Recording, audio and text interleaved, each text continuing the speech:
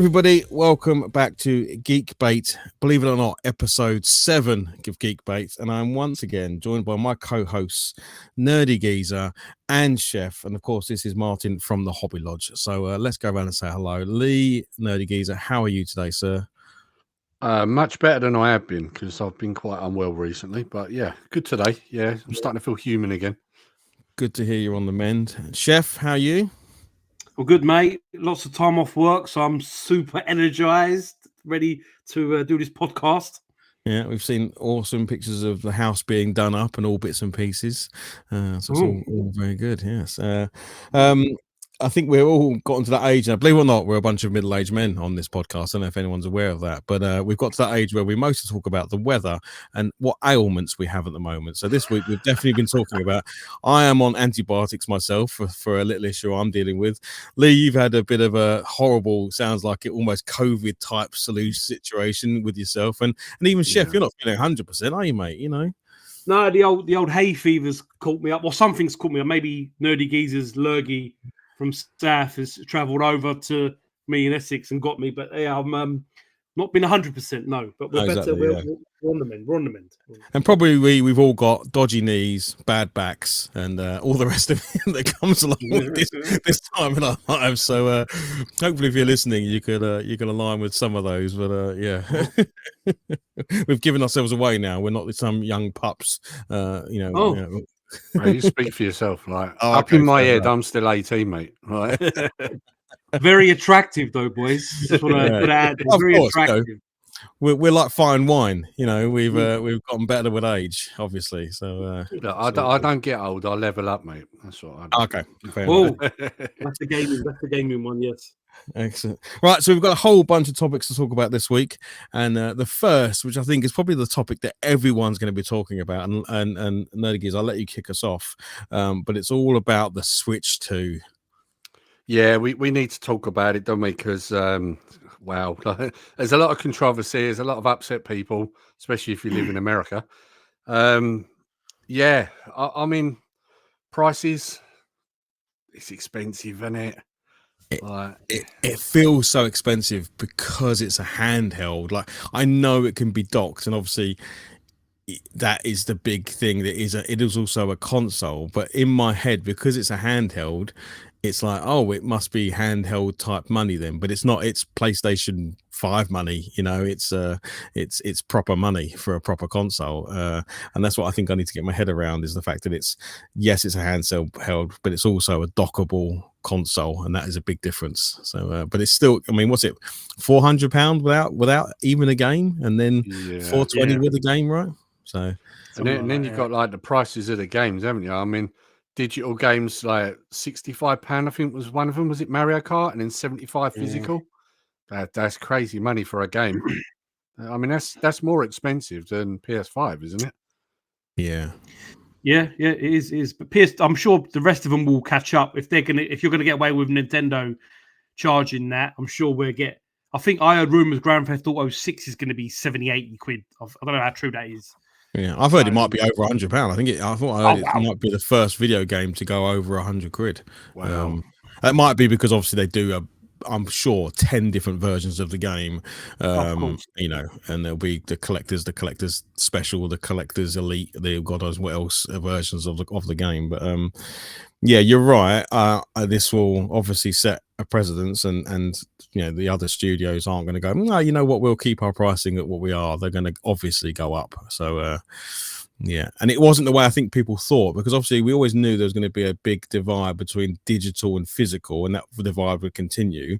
And I think we always thought, well, look, ultimately, if you keep your physicals still at the 60 quid mark, which I think's normal, but your digital games come down by 15-20 quid because you're only getting a digital, then I think we could have all got on board. But when it's gone the other way, where the games are going to stay at the normal price but for digital only, and now you're going to pay an even bigger premium for physical, that stings even harder, right? Yeah, it does. I mean, someone made a good point the other day. I forget who it was now. It might have been Al from Al's Arcade, when he turned around and said, well, when you look at like the prices of things back then compared to now, you know, the prices actually aren't that bad, because in theory, a game back then that you would have paid whatever money for would have worked out in today's money the similar sort of price. So I suppose when you look at it from that point of view, it kind of isn't that bad. But I don't know. We all just see a high number, don't we? That's what we see. And yeah. you know. And I don't know if it was something, you know, obviously when like the likes of Street Fighter 2 came out or Mario Kart on the SNES or something like that, you know, and they were 50, 60 pound games at the time, or maybe even higher. Because you only got one or two games, like most of us only got a couple of games a year, it meant you only paid out that money once, you know, once for your birthday, once for Christmas, one if you got lucky somehow. But these are games you're going to be bought every month, right? So that's going to mount up quite significantly. And I wonder if it will make people buy less games and maybe play the more of the games they've got rather than constantly accumulating loads of games they haven't played.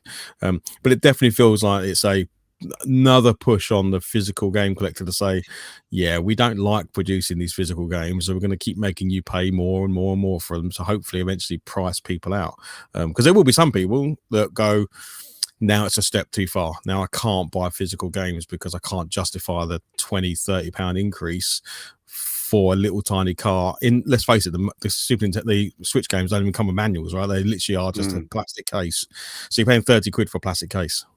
Yeah, and the card that you keep, obviously. But yeah, I don't know. What else did you think about the launch, Chef? What was you know, when you saw the Switch launch? Was you impressed by the hardware or the games that you saw, or anything else? No, I'm not impressed at all by it, and I'll tell you why. If you go from PS1, PS2, PS3, PS4, PS5, there's a graphic jump each system. Yep, there's a difference. You can tell, obviously, from a PS1 to a PS2, from a PS2 to a PS3. What did I see any different? Nothing. Yeah, that's true. I didn't see any difference. The only thing I'd say is now Mario Kart is now Grand Theft Auto Mario Kart, because I can drive around and like I don't get it.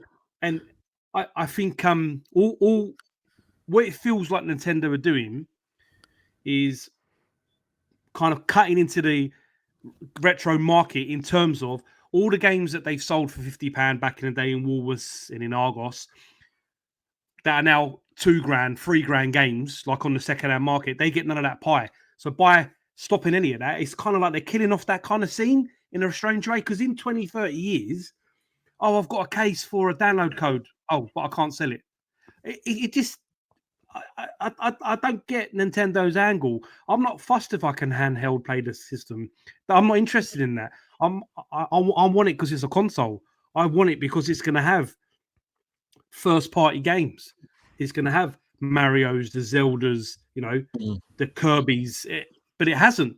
You've opened up a new console with a Mario Kart 8 game, basically. That's how I see it. There's nothing there. I didn't see anything that is worth me spending $4.50. Even the Souls game, the soft game, I can't think of the name of the game now. It's getting released just on the Switch 2, but if you read the little technical data, it is going to be released on a CD, so it will come out on the PS5. Yeah, so it's one of those timed releases, isn't it? So yeah.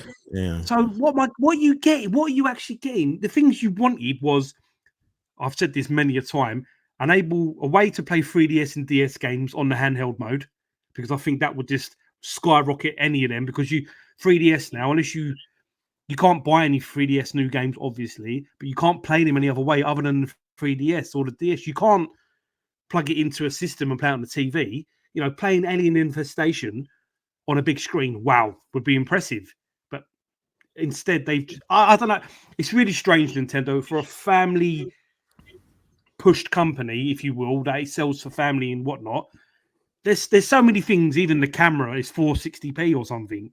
Yeah, I don't know. It's like they rushed it out, but why did they rush it out? Surely the Switch is the biggest selling system for some time for Nintendo. Why have they rushed to get this system out? We didn't need another system, or am I wrong?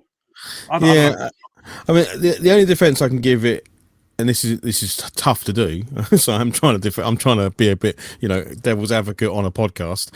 Is obviously the first time when a console does release, there's normally the big hitters on the console, but you also acknowledge the fact that wave one of games are always going to be the previous version uplifted a little bit. You hope in 3, 4, 5 years time you're then seeing what the system's really capable of, right? The PS5 was the same. The first few games that came out on the PS5, they were basically upgrades of PS4 games, and it's only now we're starting to see some real sort of impressive looking games on PS5.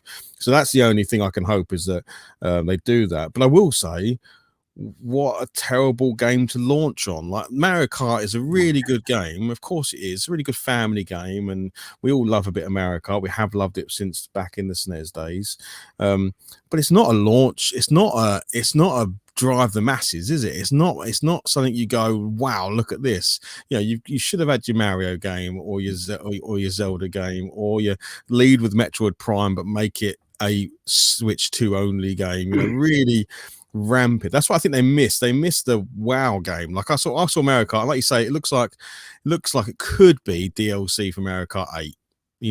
I know you can have like 24 carts and stuff like that, but if you took away that element, you could go, yeah, okay, this is still looks very Mario Kart 8. It doesn't do enough to go, crikey, that is the next generation of Mario Kart game.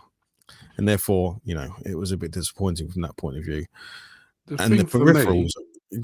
Sorry, mate. No, please go, mate. Yeah. The thing for me is, I'm not the only one who's fed up with Mario Kart now. I mean, come on, like, how many more versions of Mario Kart do we need, really? Like, I don't get me wrong, I did like Mario Kart, but now it's getting to a point where it's like, do I really want another one? And my whole thing with the Switch 2 also is that, and I imagine you guys are probably similar, a lot of us play these retro pixel style games, right? Did we really need a Switch 2 to continue doing what we was already doing? Probably not. Like, so I don't know. I can't justify it myself. Like, I mean, don't get me wrong. When it comes down in price, I'll maybe buy it, but that's if, isn't it? I mean, and they're going to release an OLED version. Well, 100%. And that's a killer point there, Lee. I'm very disappointed that they're charging £400 and they haven't put an OLED screen in the thing. I get it, first Switch, absolutely, it's an LCD screen, and then they do an upgrade and they put an OLED in it. Okay, but you now have a Switch with an OLED screen in it. I think it's pretty unforgivable to go back to the next version and take away the OLED screen. Like, that is only done from a cash grabbing point of view. Like, there's no need to have done that, apart from, in 12-18 months time we get to send out the Switch 2 OLED and get all those benefits. And that's just, it's so blatant. That feels really just, come on, that's just dirty. Don't do that to us. Find another way to milk the money. You're going to get the money out of us anyway, but don't do that, especially when you're charging a premium. I mean, they could have done, actually, it's a 400 quid OLED, and there's a 285 or 300 LCD version, and then had those at the beginning. But to charge that amount of money with no game, £400, I think is, and to take away the OLED screen is, I think, just, it basically means it's not going to look as good as your original. If you're an OLED Switch owner, your new one you open up is not going to look as good. It's exactly that. Like, how bad is that? The other thing as well, guys, there's 2 points I just want to say. The first one is, most people bought a PlayStation 5 or an Xbox Series X obviously for the games, but secondly, it's a 4K Blu-ray player. Yeah. I don't own a 4K player other than my PS5. I'm not bothered for years. I've never bothered, because PS3, PS4, they all do it, so you don't bother. So now you're paying all this money. You're paying nearly PS5 money. Yeah. And you got nothing out of it, really. I mean, it's the game, it's the graphic stuff. I don't care if it can still be cartoony how it is, but there's certain things you don't get from Nintendo. Like, when you play Breath of the Wild, the cutscenes are all voice acted, but when you're talking to someone generically, there's no talking, it's just text. They've always done that in all the games.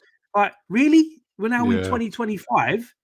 You ain't got that. Look at the release date. This is the last thing, and then I don't want to say anymore because I'm getting annoyed. The release day games for Super Nintendo, Super Metroid, Super Mario World, F-Zero, Pilot Wings, R-Type, and SimCity. Wow. F-Zero should have definitely been a game. 5 F-Zero. all-time great games. F-Zero has only been pushed to the side because of Mario Kart. There's no other reason why. Why would you not? Why would you not? and release day system, and you're playing Mario Kart. Yeah. Like really? Yeah, because Donkey Really? Kong's not out for a few weeks, is it? It's like a month later or something, isn't it? Donkey Kong game.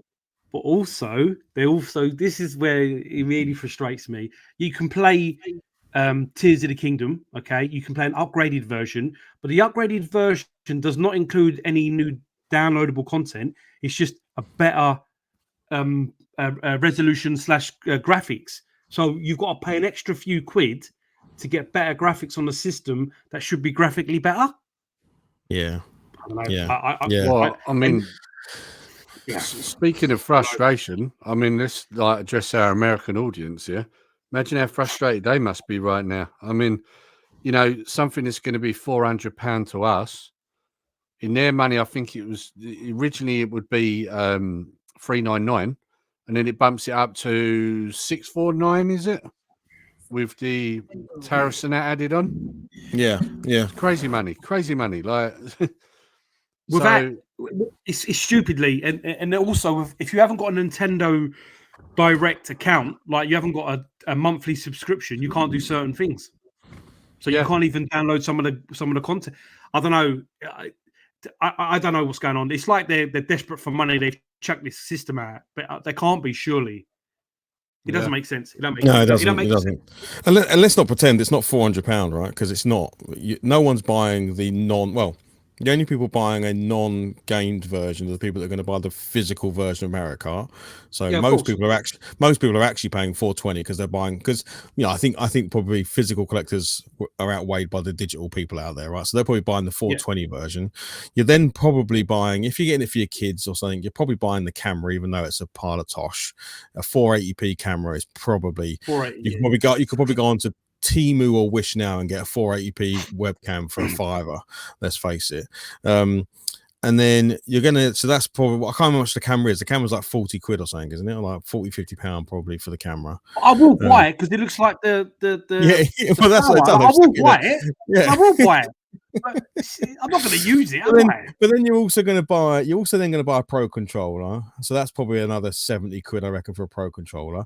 I think another set of Joy-Cons are like £90 or something. I think the Joy-Cons are quite expensive because they're they've got the mouse technology in it and all the rest of it. So by the time you've done your little Switch collection, because those are the bare minimums you're probably going to buy, you're actually talking more like $550, nearly £600 worth of spend on it, and that's tough pill to swallow for a lot of people, given the current world we live in and all that sort of stuff.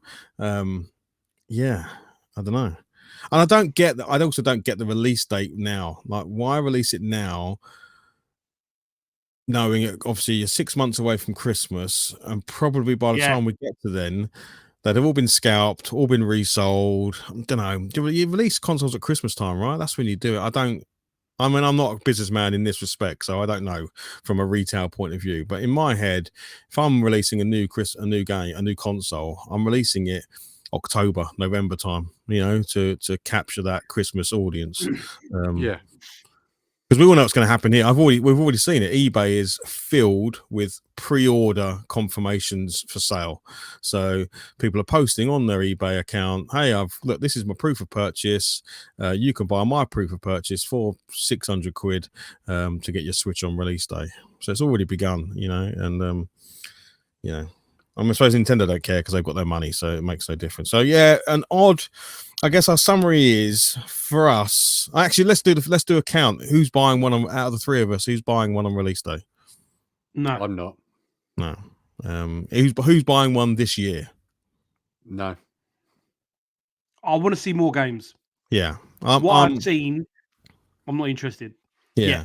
I will buy one. Obviously, I will, but not yet. There's nothing there, Martin. There's nothing. Yeah. There's nothing. What, my Switch has got way better games. Like, there's so many great games on the Switch. Why am I going to buy a Switch 2? Like, no. Yeah, the only reason I say I may get one this year is for that whole Christmas piece, right? One under the Christmas tree for my youngest, who does love the Switch and plays it every single day, and that may be what he asks Santa for Christmas, right? So Blake Clark is 10 this year, and he might be like, yeah, Dad, I want one of those, and that'll pull on the dad heartstrings, and I may end up picking one up, but I'll probably do it through gritted teeth because I think I'll be of the same opinion.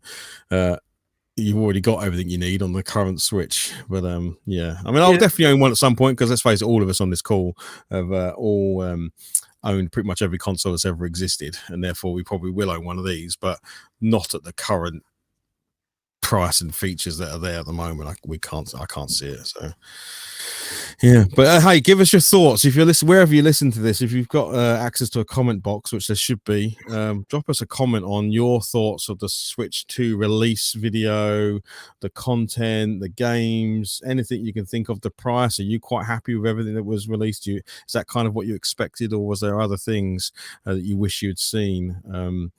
And yeah, it'd be great to read those and maybe go back onto them. So yeah, that was the Switch 2, and I think it's probably the topic that everyone is speaking about at the moment. Chef, I'm going to come to you, and you're going to give us a bit more video gaming, I think, because you've been loving some Assassin's Creed. Yeah, I just want to just put this a thank you, because obviously Callum Retro Ghetto has been playing Assassin's Creed Odyssey, and it's one of the games that there's so many Assassin's Creed games that I've bought. I've got all of them, and I've not played half of them. You buy them, and then you kind of just, I'll get around to it, and I haven't. But the last couple of months, he's been playing it, and I thought, you know what, I'm going to go back to play it. Subsequently, Shadow's come out as well, which is awesome, ninja-based Assassin's Creed game. But I've been playing them both, Odyssey and Shadow, and I think they're great. I wish I played Odyssey when it came out. I don't know why I didn't.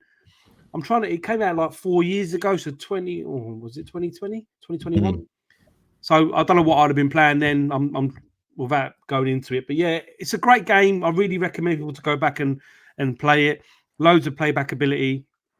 Great mechanics when it comes to the fighting and the leveling up system. Great storyline. It's a really good game, Odyssey. And Shadow, I say I'm only about 8 hours in, but it's really good. I'm loving it. And nice. Even the old Assassin's Creed Origins, and I loved Ezio's story. I mean, there is some good ones. There are some bad ones. I didn't enjoy the Valhalla one. I didn't really enjoy that one too much. Mirage as well as I'm really enjoying them. So I'm playing them both at the minute. But yeah, 2 great games. Nice. Well, first of all, let me address this. Callum gave us a shout out on his YouTube channel, and he doesn't need to do that. He does hope. I'm sure he's brought new ears to our little podcast, so I do want to say thank you to him for doing so. Didn't have to do that, and he did. Problem is, whenever I go to say Retro Ghetto, I always say Getro, because it's what I get on the end of his videos. He does an outtake with a lady from a charity shop, and she calls him Retro Getro, or it's like I can't help but say it's literally on the tip of my tongue every time I say his channel's name now. But no, it was a very kind thing to do, and I do appreciate it. And hopefully he's listened to this one. And if you have come via him, thank you very much for listening to the podcast. Yeah, the Assassin's Creed games, man. I haven't experienced one of the newer ones in a long time. When you said the Ezio collection there, that's Assassin's Creed to me. Like when definitely. Assassin's Creed 2, 3, Brotherhood, that's an amazing set of games. That I have very fond memories of on the 360. And just generally loved all those games, but I haven't played the new ones because I struggle with massive open world games in that respect, because you can get lost in them. Watching Callum do his platinum on it is like, it just seems very daunting from the amount you need to do. Lena de Geese, have you played many Assassin's Creed games? Well, it's interesting that this has come up as a topic, because obviously I've just parted with a load of them. Like you, Martin, I don't have the time to play these like 40-hour, 50-hour games. And I've been downsizing a lot of my physical disc system games, because I just don't play a lot of them, and I had quite a few of the later ones, and I looked at them and I thought they've been sitting there for like a year and I haven't played them. Like, let's just get rid. Now the bonus I had was when I did grab them, I grabbed them at like £1 each in a charity shop. So, and I traded them in at CX. So actually, it ended up quite good for me because I then used that money to pick up a lot of old cartridge stuff. So, I ended up sort of quids in really because them games are obviously worth more trading in. But yeah, I don't get me wrong, I liked the early ones. I did. But yeah, I just don't have the time. And also I feel that Assassin's Creed kind of lost its way a little bit as well. Like I've not played the most recent one, but I know that there is a huge amount of people that hate that game. Most of them probably living in Japan, to be fair, but there are a lot of people that don't like that game because it's historically inaccurate and it looks terrible as well. I don't know if you use a sin the screenshots. Like the graphics are awful. Like they're really bad. Like people don't look like humans. Like what's going on here? Like we're in the era of PC and PS5, and we've got people walking around, and quite frankly, in some cases, they look almost PS2 looking. Like it's, no, it's not for me. It really isn't. Yeah, I will say this though. Given I don't know how much most Assassin's Creed games are, but I can imagine this at the Ezio collections, like individually, probably are like a couple of quid or something, aren't they? They're probably not going to be much on CX on PS3 or Xbox 360. You can't even trade them now; they're so cheap. Yeah. Like the early ones. So the thing I was going to say to him is, man, do you get a lot of bang for your buck? If you're living on a bit of a budget and you want a video game that you can play a lot and get a lot for your £2 or whatever, you can't probably go wrong with Assassin's Creed game because they are normally, especially the newer ones, you get a lot of bang for your buck. I've heard really good things about. I don't know if you've played this one, Chef, but the Black Flag, Assassin's Creed. Black Flag, good. Black Flag, the pirate one. That is a good one. Yeah, supposed to have like really, really fun and good ship-to-ship combat and stuff like that, and then you can board the ship and then you can do all that sort of stuff. So that's one I've always wanted to go and check out because it just sounds like good fun, Odyssey, you can do that. You got a ship and you can board and you can fight and the arrows and stuff. They kind of put that element into Odyssey. It's like, I think Callum's just finished it. I think it was 95 hours. I think he put into it to platinum it. There's lots of rinse and repeat side missions and stuff, which is always have that, but the content is good. Black Flag was great. I didn't enjoy Assassin's Creed 3. I think it was like the American Revolution kind of time one. I didn't really enjoy that one. The Ezio ones are great. Like I played the hell out of them, like loads. Great. It does make me wonder how many more locations they can go to because obviously they need to do locations with history and interesting history for people to play, and obviously they've done it because they've even done a London one, haven't they, which is Syndicate, I think. Which was so I haven't checked that one out, but they are going to start to run out of interestingly historical locations to run an Assassin's Creed game in. So I wonder if they'll go back round the cycle again and start doing some of these repeat sections. But I think they're good games, big world games. Actually, the question I was going to ask was, and you kind of alluded to it a little bit, Lee, there with your has it lost its way in Odyssey and in the Shadows? Is there much assassination? So that was the thing about the Ezio collection. There was some open worldy bits and there was some combat and stuff, but the ultimate objective in each level, as it were, like mission, was ultimately taking someone out. Actual real assassinations. Trying to make your way through a location, taking out the guards, then waiting for the opportune moment to jump in, hit them with your hidden blade, and assassinate someone. Hence the name of the game. I didn't see much of assassination in taking place in the later games. Is that still like one? Have they moved away from that a bit?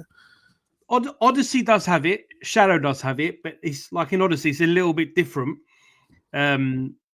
Each area, because it's based in Greece, has like a leader, like a senate, like an MP, and you have to get to him, to assassinate him, because you can't go to him any other way because he's so heavily guarded. You have to lower his level of his I don't know what you would call it, like he's worth or value to the area. So you destroy like a few areas, kill a few people, and then you're able to go and assassinate him. But it's not exactly like how it was before. But it's still got elements. But now it's more. The element is you've got special abilities where you can kind of put poison on your weapon from the start. You can kind of do like a shield burst. You can do different things which you couldn't do in the other games. So it's more combat evolved, like a God of War, I would say now, rather than an Assassin's Creed. It's definitely a button muncher. You're pressing L when they're about to hit you. You're defending and you're hitting, and it's not exactly the same, but there is elements of the assassin parts in it still, but not like it used to be. Yeah, because the early games obviously relied a lot more on your hidden blade, and the combat was very akin to the Arkham Asylum games, right? It was very much dodge and reaction type stuff. It wasn't you couldn't have a shield or anything. You couldn't Yeah, it's a bit. I think they all got different, and I think that certain assassin. I think the first few games were heavily pressed on that, whereas these ones, the story kind of outweighs that, because so far, there's no talk about the assassin group as such, the Creed. I'm just a guy in Greece whose dad was a Spartan, and you're trying to live. It is a lot different, but I like it. It's good. It's a good story. I mean, I think it's a tenner on the PS4 Odyssey anyway. So it's not a lot of money really, just for something like you said. The amount that you get out of it, I think it's a good game.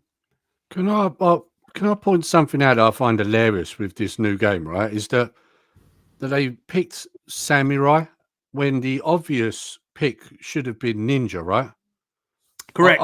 I find it hilarious because, to me, samurai have always been seen as honorable warriors, right? Not assassins.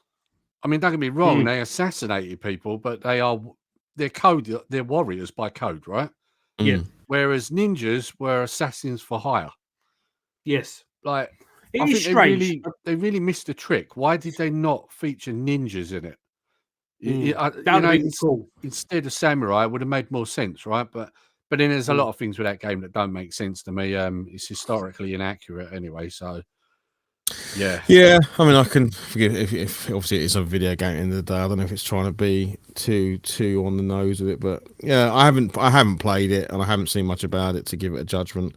I do want to play. I do want to check out Black Flag just because I think it's spoken about so highly, because it was almost a spin-off from the one that came before it, because I think the one that came before Black Flag had some ship-to-ship combat and piracy and all that, and people went, oh, that would be awesome as a standalone game, and that's when you got Assassin's Creed Black Flag. So I think I actually do own it. I'm trying to look up at my wall. I think I might have it. Just classically never played it, as with a lot of our stuff. So well, there we go. And I think, like you said, for 10 quid, having watched Callum play through it in his videos, and obviously you're playing through it yourself, I think you can't go wrong for a tenner, right? 100 hours of gameplay for 10 quid, if you choose to go down that road, is very well worth it.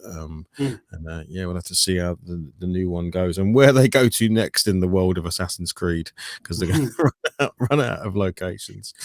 Excellent stuff. So I thought I might talk just a little bit about some adventures I've been on recently. So obviously, prior to this podcast, I was talking about heading off to America to go to an event called Adepticon. So I'm now back from that now, and I can talk a little bit about it. I did actually do an interview on it on a website called ontabletop.com. You can go there and see me talk about, they have what they call a front stage show and a backstage show, and I'm on both of those shows talking about it. So if you're listening to this and you're interested in tabletop wargaming, I can definitely recommend the ontabletop.com website and the people behind it. They're people that I've known for well over 10 years at this point now, and they run a really good focused sort of website and show and project system, all to do with tabletop wargaming. But yes, went to Milwaukee. Never been to Milwaukee before. You guys ever been to Milwaukee or Wisconsin, around that area? Nope. Nope. No, I've not been to the US full stop, actually. I'd like to go, but Yeah.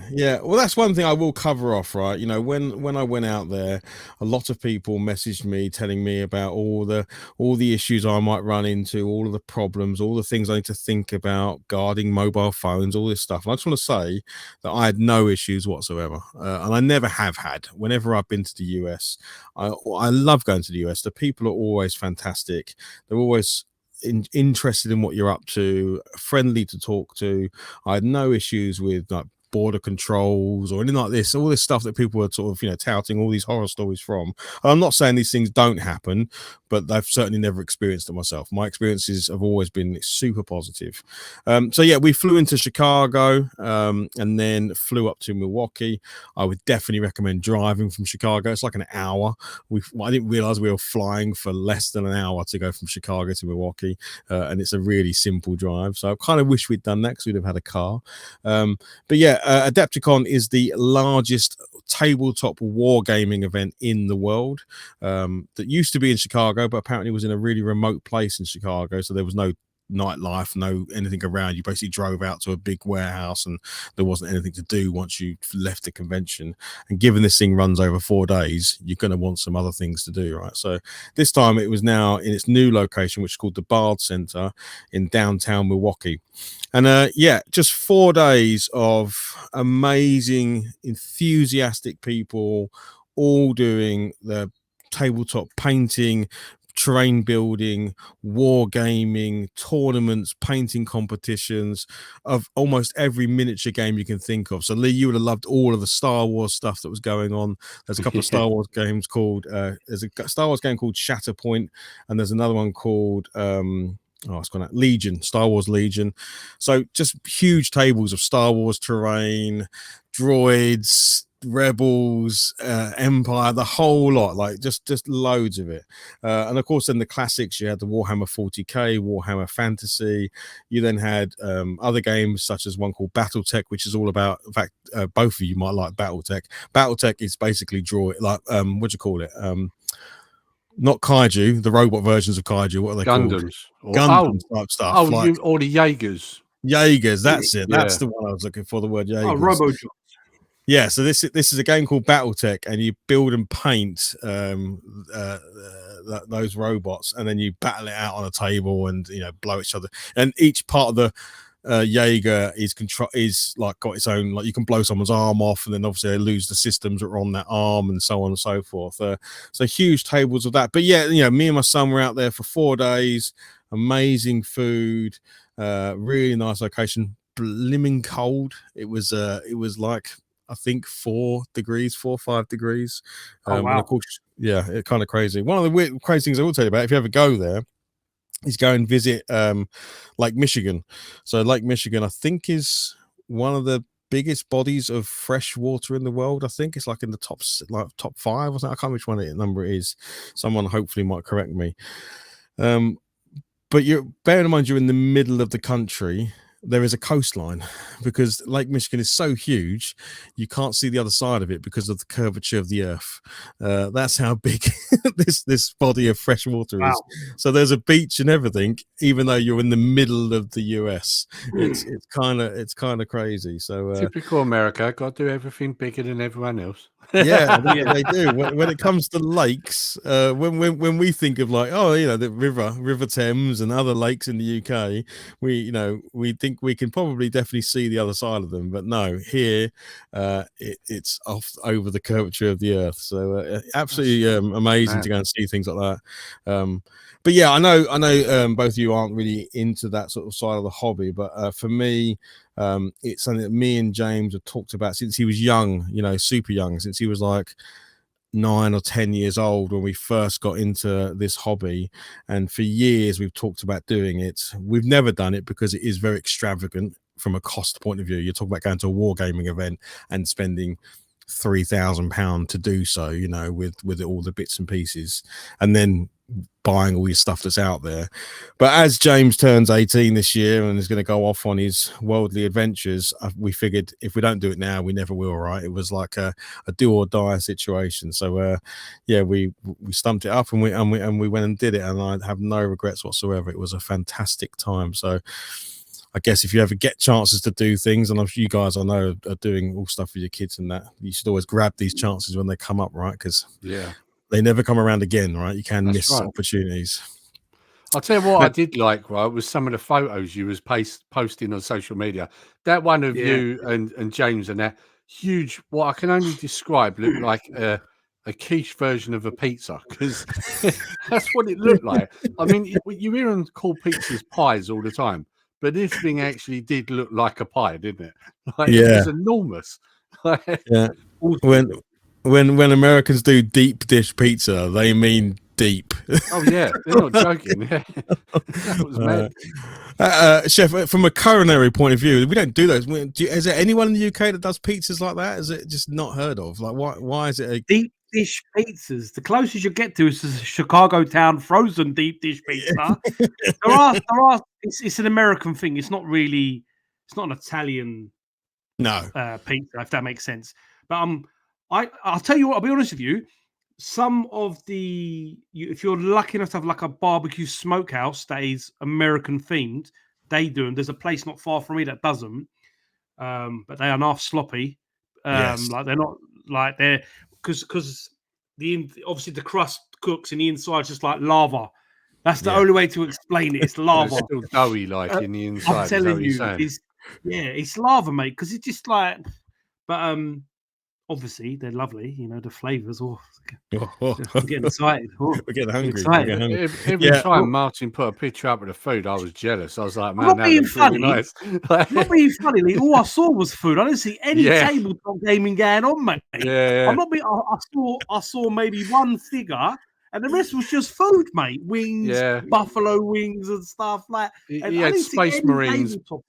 He had Space Marines battling over a pizza, like I think he went to Wisconsin to the show because I heard the food at the exhibition center was really good. I don't think I didn't see much tabletop gaming. I'm not going to deny. Me and James certainly gorge ourselves on the food. How much weight did you put on? Yeah. Yeah. Everything's big out there. Everything they do, like Lee said earlier, it's just, you know, whenever you go to any, you know, Comic Con or a show or something, everything's just bigger. The drinks are bigger, the packets of crisps are bigger. Everything's bigger, which is not always better. But yes, no.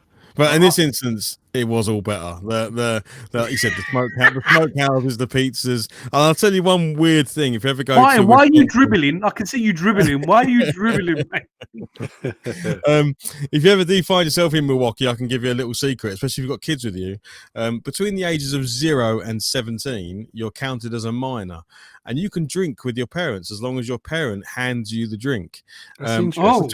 Between 18 and 21, you can't drink at all because you're no longer a minor. You're now an adult and you can't drink. Over the age of 21, you're now an adult and you can now drink. So it's actually worse between 18 and 21. It's like, here, try this. Year later, you can't have that. Like, that's mad. So we got told this on our bus tour. We went and did a little bus tour around Milwaukee. We went to the life-size statue of the Fonz and stuff like that.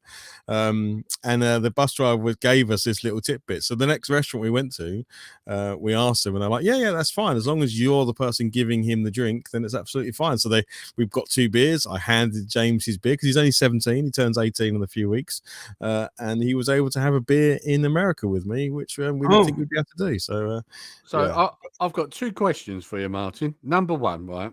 Well, it's probably more of a statement. Please tell me that James has had a beer before, right, at home with his parents, right? Because we've all done it. Both my boys have had a drink with me, you know, and it's not illegal because you are allowed to do that. Right, so I'm just going to add that. And otherwise, you just confessed on a podcast, and you know they're coming for you now. At the end of the day, I'm their parents. I make the rules. Anyway, but also the other thing I was going to ask, and this is related to obviously what you was doing. I know that you went to Salute a few weeks later. How did that compare? Yeah. Okay. So when we came back from that holiday, not holiday, well, 4 day convention, whatever they call it, the following 2 weeks later, we were at Salute, and Salute is the largest European event, which takes place in the Excel Centre in London. It's a 1 day event, unlike a 4 day event. So there's a big difference, right? One is 4 days, one is 1 days, and we've been to Salute for years, and in fact. Salute's called Salute 52. Every year it goes up one because it's been going for 52 years. That's how long Salute's been going for, which is, when you think about it, that's a long time, isn't it? Yeah. Especially given the time. So, well into the 70s was this going. And it's run by the South London Warlords gaming community. It's a big gaming community in South London, and they bring all of these other gaming clubs together and all of these vendors, and they run a huge event at the Excel. So it's not put on by some big corporation. It's done by real enthusiasts in the hobby. The big difference, I will say, is where the UK is bigger than America is the vendor hall. So the actual place you go to buy stuff, right? Not all events are about buying things, but obviously there's always an element of buying things. The vendor hall for the US was actually quite small, about half the size of the one in the UK. And I think that's the difference between the two big events. I felt like the US one was much more about war gaming, like actually coming together as people and playing games together. Like every single person had a army bag on their shoulder filled with miniatures, filled with their rule books, their dice, their measurements, all this sort of stuff, and they were playing games. Thousands and thousands of tables set up to play games, where the London show is much more about display, so people painting and displaying their models, doing big dioramas. Yes, you still play games, but it's more like testing games to then go and buy a game. So you have a game, you have a test of a game like Flames of War, pick one out of the air, and then you go to the stall and buy Flames of War and buy your tanks and whatever it is you want. So it's much more about that sort of experience, much more vendor focused than say the US one. Still both fantastic events, but now I've been to both. I love the way Adepticon was done.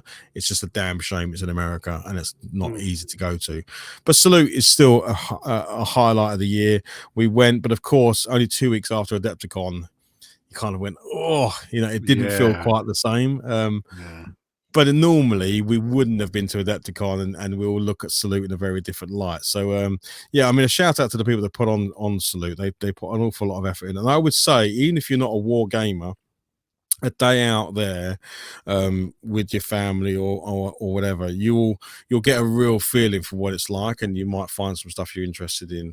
We went to Salute. So in the last month we've been to 2 big gaming events, and had a cracking time. So it's interesting though, isn't it, that the American Adepticon doesn't concentrate so much on the retail side of it. I find that interesting. You think it'd be the other way round, wouldn't you?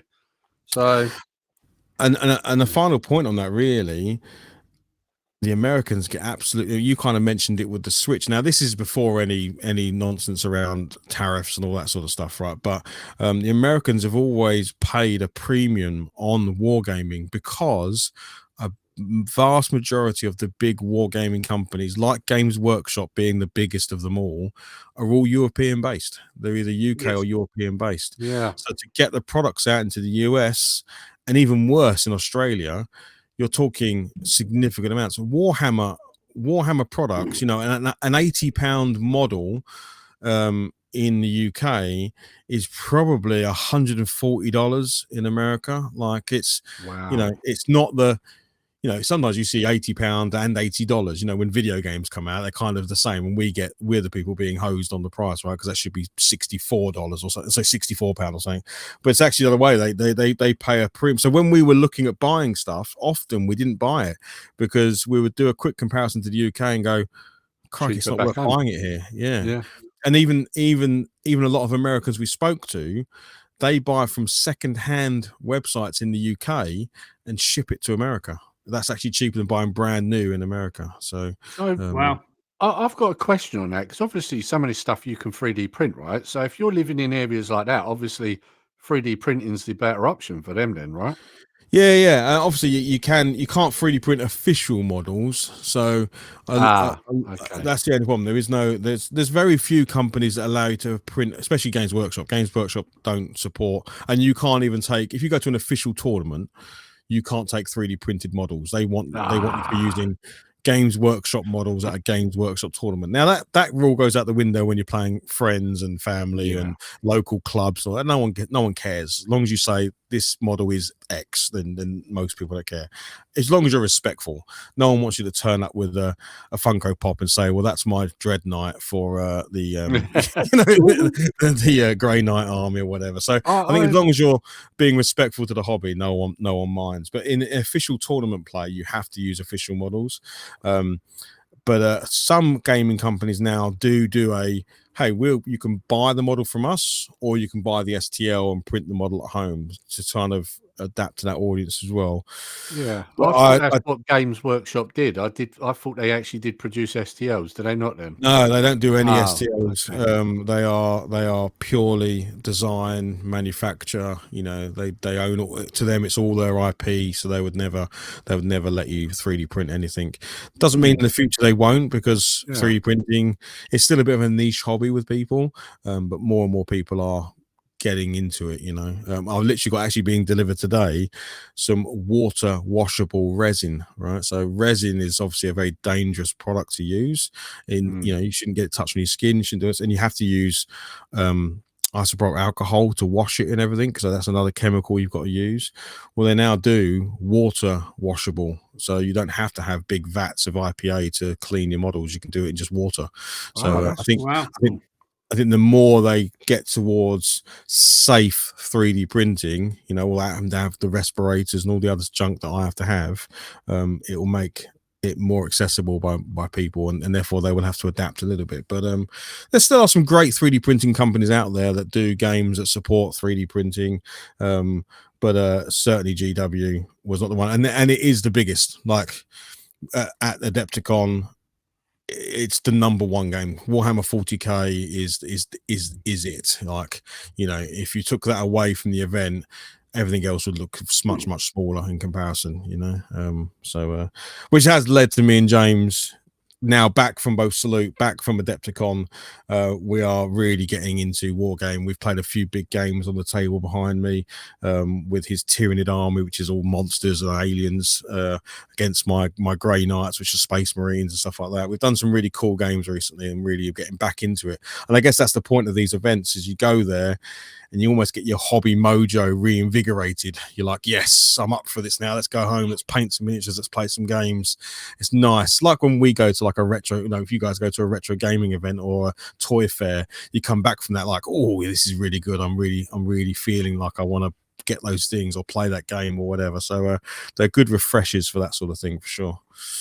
There we go. Right, well, I've rattled on enough about Adepticon and my deep dish peaches. You love it, mate. I do. I can't help it. I do. Lee, I know you wanted to give a little bit of a talk about some more Trekkie. You do love a Trek, mate, on these podcasts. You do come to Trek, back to Trek.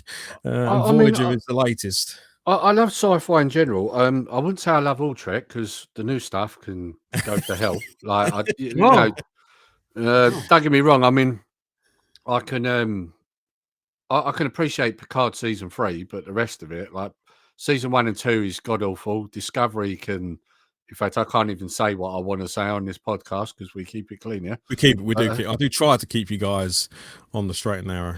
Yeah. So no, but and that kind of leads into what I'm going to talk about here, because so basically what I've been doing, same as I did last month, I went back and watched all of SG1. So this time around, I thought, right, I'm going to go back and I'm going to watch all of Star Trek Voyager. And the reason I did this, other than the fact that, you know, it's okay. It's not the best Trek. It was probably classed as the worst one. Although, I don't know, Enterprise maybe, because it only got 4 seasons and got cancelled. So I don't know which one you consider worse. But it was certainly probably considered the worst out of Next Gen, Deep Space Nine, and Voyager. Now, I know a lot of people, when it first came about, after Deep Space Nine, were like, oh, great, we're on a ship again. But obviously they tried to do something a little bit different. You know, kind of did something similar to what Red Dwarf did, where They end up 70,000 light years away from home. It's going to take them 70 years to get back. And so you're introduced to a whole new array of aliens you've never seen in any of the previous treks, other than the ones that are maybe already on board Voyager, right? So I could appreciate it for what it was. Don't get me wrong. First couple of seasons are quite rough. They introduced a new enemy called the Kazon, which are basically Fisher Price Klingons. They're not the best. Oh wow, my screen's just gone dead. Oh, I'm back. You're still here, mate. We've Not still yet. got you. You carry on. You carry on with your Fisher Price Klingons. I like that. I like that. Yeah, they're I basically. like that. That was a good one. They're basically, when you look at them, they've got the ridges like the Klingons. Their hair is more sort of like solid looking. It's hard to explain. It looks more like bone. Their clans, so it's all very similar, but not the honourable warriors. They're more like Ferengi in the fact that they're sneaky, right? And so it didn't really work. And I think they realised that season 2, they basically did their last episode with them, and then we moved into new stuff. But I wanted to point out a few things going back watching it that I realised, right? So I realised that Voyager steals quite a bit from other stuff. For example, there's a race they bring in, I think it's season 4, maybe 5, called the Hirogen, which are like a warrior race that see everyone else as prey and they hunt them for sport. Who does that sound like to you guys? Very interesting. It's Get the the it's the Yautja from Predator, isn't it? And of course, just like the Yautja, they are massive as well. So got massive guns, good tech, very much the same, right? And then you got episodes, like there's an episode called Alice, which is basically a rip-off of Christine. Now, obviously, when he gets the car and Christine, he gets obsessed. Eventually, it starts sort of like warping his mind, and he's doing what the car wants him to do. In this episode, Tom Paris, one of the characters, buys an old ship because he likes old stuff. It's an alien craft. He wants to do it up. It's got a newer interface, and when he links with it, all of a sudden, it's taking him over, and warping his mind. So very similar, very similar. I noticed there's a lot of episodes that definitely copy Alien in a lot of respects, where there's something hunting them or they're hunting something, and there's a lot of aspects from Alien that are very similar. There's one where one of the crew members has an alien race latch onto him in order to survive, very similar to the facehugger, if you like, but it's not on a face. This was daytime TV. They couldn't really go to them links, so and also episodes like Workforce. But I'll come back to that one because that one, another franchise copied them. But I'll come back to that in a minute. But there was also an episode in there that was very similar to Enemy Mine as well. Parturition, it's called. And basically, it's exactly the same as Enemy Mine. They shoot each other down. They crash land on a planet. They hate each other. They're first shooting each other. And then they eventually learn to work together to get off the planet. So very similar. But yeah, what I also noticed, like I say, is that Stargate SG-1 copied quite a few Voyager episodes, which is interesting because I would say SG-1 probably ended up being more popular than Voyager. But obviously some of the ideas they used came from that, which is kind of interesting. They did an episode on Voyager called Workforce, and it's very similar to an episode Stargate Nick called Drive, where the crew gets taken, their memories are erased, and they're made to work. And they think they're working for the planet they belong on for the greater good. And then they later find out, well, actually, it's all a lie and you've been brainwashed, right? But yeah, and obviously I wanted to point out a couple of standout episodes. So we got an episode called Equinox, part 1 and 2. That's really good. That's one where you see Janeway, of course, I mentioned that, female captain. She has to come to terms with the fact that she's now dealing with another captain who's got stranded in the Delta Quadrant, same as them, only he's prepared to break the rules and do whatever it takes to get home, and to a point where he's killing a alien race in order to get home quicker. and she takes exception to that because she sticks to the rules. So you kind of see like a meaner side of Janeway come out where she's hunting him down, and at times almost at the expense of her crew. So that's an interesting one. And then you've got another one which has got Kurtwood Smith in it. He plays a character. Do you know Kurtwood Smith? Any RoboCop fans here? Okay. Oh, Clarence Bodiger. Yeah. Yeah. He played a role in there called Anorax, and that's an episode called Year of Hell. That's another two-parter. He's on a time ship, and basically he's trying to bring his wife back from the dead and restore the Krenim homeworld and all of its empire. And he's using a time ship, which is in like a bubble. So they can change time. It doesn't affect them. So he's erasing races of people in order to restore the former glory of his empire, right? And bring his wife back. Only what happens is Voyager gets trapped in it and kind of messes that up. And so you end up with 2 episodes of Voyager really getting the hell kicked out of it. And yeah, he's really good in it. I mean, we know he's a good actor, but he's really good in that episode. He kind of plays a very thought-provoking, maniacal lunatic. Like, that's the only way I can put it. He's very calm, but very calculated. Kind of like Clarence Bodiger, but calmer, you know? And it's a very good episode. So anyway, I guess what I'm trying to say here is a lot of people didn't like Voyager when it first come around. But look at what we've got since. And what I'm trying to say here is go back, watch it again. Because trust me, I think you'll be surprised at how good it is. It's a hell of a lot better than the rubbish we're getting now. I enjoyed going back and watching it again. So, yeah. What's your thoughts? I didn't mind Voyager. I remember watching it first time around. And in my head, I feel like because I wasn't an SG1 fan, and maybe because it was the wrong time for me, you know. And I know you've said obviously to go back and watch it, and I have seen a few episodes since. But to me, I found Voyager quite a nice follow-on from Picard. Yeah. You know, being blasted into the Delta Quadrant and dealing with totally new species, you know, totally new problems. And then occasionally they bring some stuff over, like Q obviously featured in there and stuff like that, which is always a nice connection between the two shows. I was trying to remember an episode, and maybe you'll know it, but there was one that sticks in my mind where they get stuck in a holodeck and they're almost being used for like sport, and there's like a war going on in the holodeck, and they have to keep expanding the size. Am I right? And they have to keep expanding the size of the holodeck and stuff that's like that. That's a Hirogen episode. So that's the Predator rip-offs I was talking about. I remember that being really good, you know. It's good, and that's the one that definitely sticks into mind. Obviously the thing that sticks in my mind the most is 7 of 9. That's of course. as a young boy.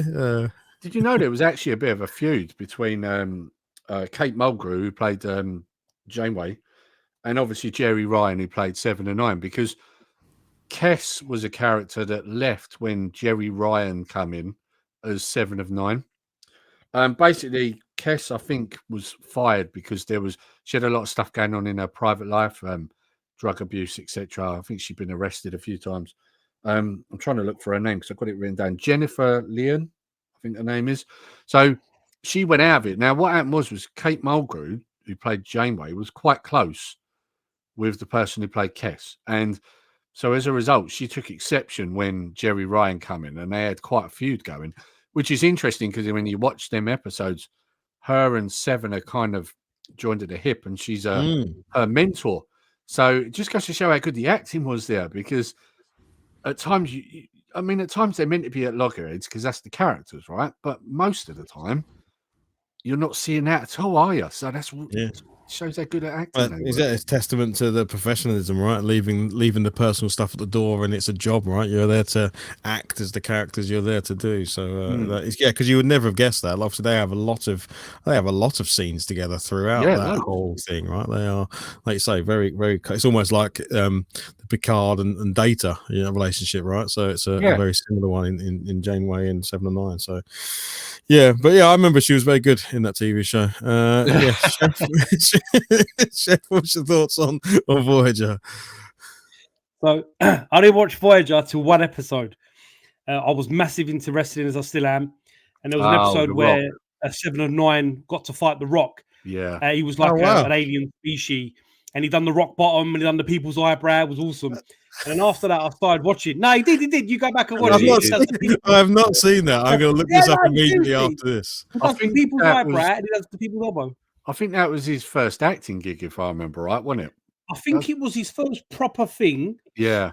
And then he was in The Mummy Returns, and then he done Scorpion King, and that's it. Yeah. So, but it was like a planet where they fought for money, I guess. I presume. It's 7 of 9. I can't remember why she was there. Yeah, a space station, and the guy basically kidnaps people from other races that would be worthy fighters. They're kind of forced into it. So yeah. I've got to watch this now. The rock bottom. I'm telling you. I'm 7 of 9.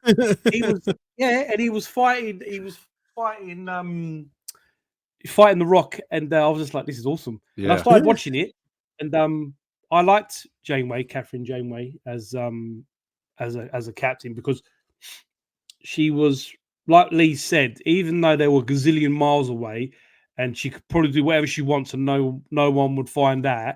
She stuck to the rules, and I quite like that about her. That she was very, like they say in football, they play for the badge, they play for the shirt. She played for her badge on her captain. Like she was serious about her oath she took as a captain, if you want to say. I really enjoyed Voyager. I mean, I don't think I've seen the last series. I think by then that would have been 2004, 5, 6, and I would have been. My daughter was born in 2004, so I'm assuming I'd have been knee deep with daddy stuff. But I'm sure, because 99 was when The Rock, I'm sure, did that episode. I think so. I'm sure it was 99, 2000. It's around that, yeah, because Voyager ended in 2001. So yeah, it's around. Oh, there you go. Yeah. So I remember him doing that, and I watched. I don't know what season I watched some, but I've definitely not seen. I don't even know, so don't spoil it if they even get home. I've not actually seen the last series, so I need to go back and watch it then. But I did enjoy it, and I did enjoy it compared to other. I mean, I did watch a bit of Discovery, only because again it's Star Trek, and I wanted to watch Star Trek now. But right, but now compare Voyager. Oh, mate, 100. Yeah, yeah. Discovery. Compare Voyager to Discovery, right? Voyager is how you do a strong female properly, and Discovery is how you don't do one. Do you see the difference? It didn't make any sense. I liked the ship. Discovery ship was cool. I liked some of the stuff. The tech they had was cool. They had that English actor in it. I forget his name as the captain. Anyway, he plays Malfoy's dad in. Anyway, I can't think of his name, but I liked the idea of Discovery. I just didn't like.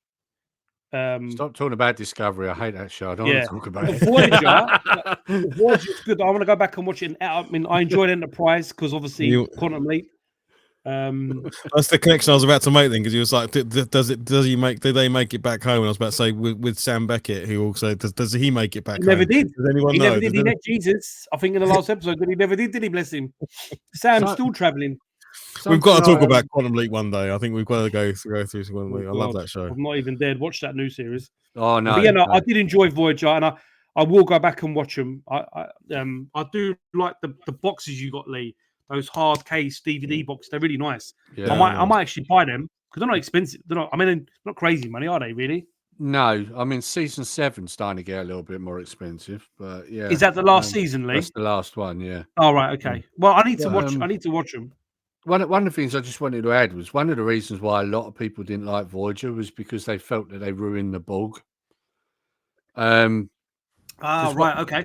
Because one of the things I'm not going to give any specifics away, but obviously we know the Borg comes from the Delta Quadrant, which is where Voyager gets stranded. So it was obvious at some point they would run into them, right? And obviously 7 is an ex-Borg. So now the thing for me, I never had an issue with it, and I'll tell you why. Because you've got a hollow doctor that's got the knowledge of thousands, if not millions, of doctors throughout history, right? So he's basically an expert on everything when it comes to medical practice, right?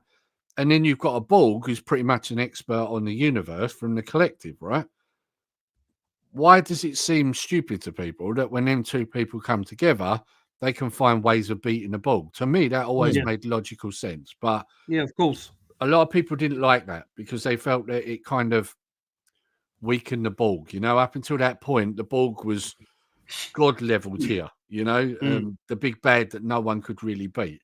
And obviously, but that's only because in Enterprise's world, that's the first time they meet the Borg, so they're completely caught out. Yeah, right? They've never run they've never run into this species before, and they are completely outmatched in every respect. And I would argue after Picard becomes Locutus, I would argue that they started to get the upper hand on the Borg after that because he had the knowledge of them, right?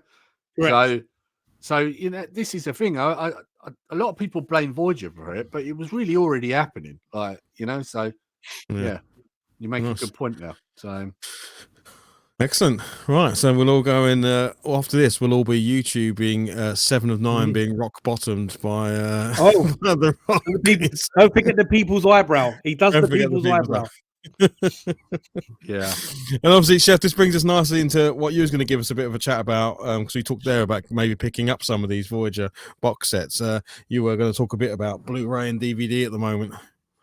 Yeah, so what I've been doing recently is why I've been off for my sabbatical from work is I've been updating some of my DVDs to Blu-rays. So I've just picked up. I've showed you guys Blue Thunder, Conan the Barbarian, and oh my lord, I forgot the last one. But anyway, I've been picking up, updating my DVDs to Blu-ray. Just where I say I don't go out my way and purchase them off eBay because I think CEX is pretty good for it. I can touch it, feel it, look at it, and whatnot. I picked up a few other ones, and I've just been doing that recently, just updating DVDs into Blu-rays, purely just to have that, I want to say, HD version of the film, not necessarily the best version of the film, but yeah, like I say, I picked up a couple recently, and I picked up a few more over Christmas, and I've just been slowly screwing away my DVDs into Blu-rays that I haven't got, and also some of the Blu-rays into 4K. That are worth getting 4Ks. Obviously, as we know, not a lot of them are worth getting, but that's what I've been doing recently. And say Blue Thunder is one I picked up, nice, which is awesome. I love Blue Thunder. Oh God, love Blue Thunder. And it's the uncut version with the scene with the lady with the in the window and stuff, and that's cool. Keep it clean. Yes, and it's the most forced scene on Blue Thunder for Lee. That's yes, and I picked up a film that I've not seen and for a long time, and it's called, I think is it Gangster Squad? Josh Brolin. It's a bit like Untouchable. Sean Penn. I can't think who else is in it now. The guy who plays Ken in Barbie and he's in Drive. I forgot his name. Blade Runner guy. Oh yeah. Can't think of his name. My brain. I know exactly what you mean. Yeah. But yeah, I picked it up. It was £1 on Blu-ray, £1. So yeah, that's it really. Just been updating DVD to Blu-ray, really, guys, and that's it. I know Lee does that now when he can, and I have like Voyager. I want to get the boxes, which I know are DVDs. I don't know if there is a Blu-ray version now. I've not really paid attention, to be fair, but I'm happy to get the DVD box cases because they look lovely in those hard cases. What's that, a Voyager? Yeah, no, they're only DVD. Deep Space Nine and Voyager never got an HD release because it was too expensive after they did the Next Generation, so they didn't bother. They lost money on it. Yeah, it is. This is why I've ripped all the DVDs onto my tower because, like you know, some of the other sets rot. The flight cases don't. And literally, when these DVDs go, they're going to be lost in history, which is why I've been burning them to my no, you've done the right thing, mate.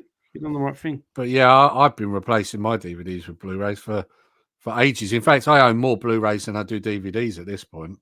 So, cool. Yeah. General question, gents.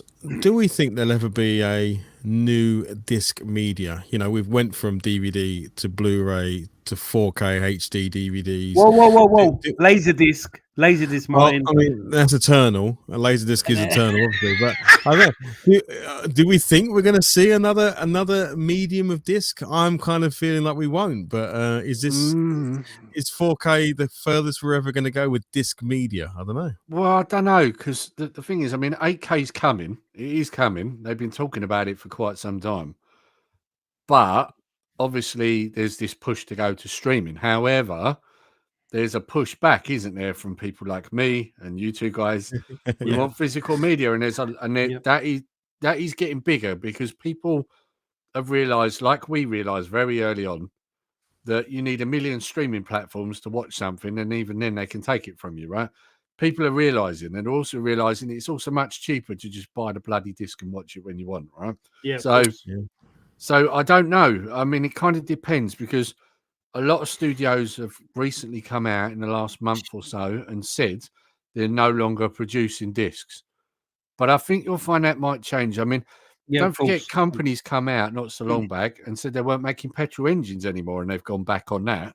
Yep. So, you know, when they see a demand, I think you're going to see a change. So, yeah, I just wonder if we will see, because obviously 8K movies, 12K movies, who knows what comes next, will require and demand larger and larger disc densities, and therefore are we going to see, you know, we had CD, then DVD, then HD DVD, and so on. Will we see the next generation of disc, or not?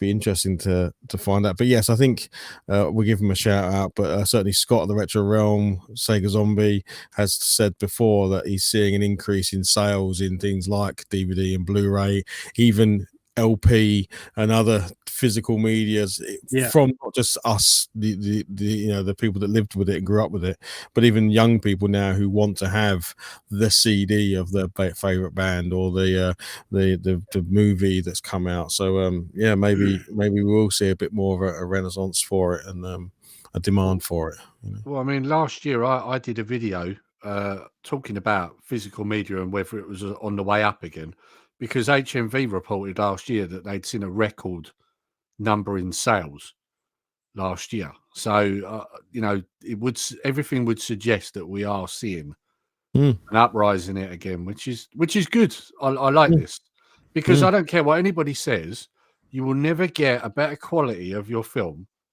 on streaming as you will on a disc. Disc is always superior. The sound and picture is always much better.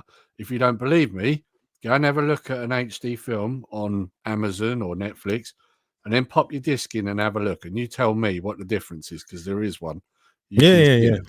I mean, you're still susceptible to, you know, your download speed, your you know, the throughput you've got. If 5 people are on the internet in the house, am I going to pull it through at the same? Because you notice when you watch a film, it will up and downgrade itself based on the throughput it can get. So, you know, not every home has really high speeds internet. Still, we still live in an age where not everyone's got a gigabit pipe coming out of their house for the internet. Most people are still on, you know, a lot of sort of semi-okay broadband connections, and you know, streaming is still not going to be able to, you ain't going to be able to push an 8K film through a streaming channel that's got, you know, a 10 meg download, right? It's just going to look terrible. So, well, the other thing is, I mean, just think of it like this, right? If your modem goes down, you're not watching anything.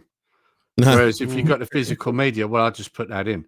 Now, someone could argue and say, well, what if there's a power cut? But then if you've got a power cut, that would kill everything anyway. So, you know, So are we saying here, boys, that Laserdisc is the far superior CD format? Is that what we are saying? Is that what we are saying? If you want to do a Shaun of the Dead, right, and take out zombies, then yes. But otherwise,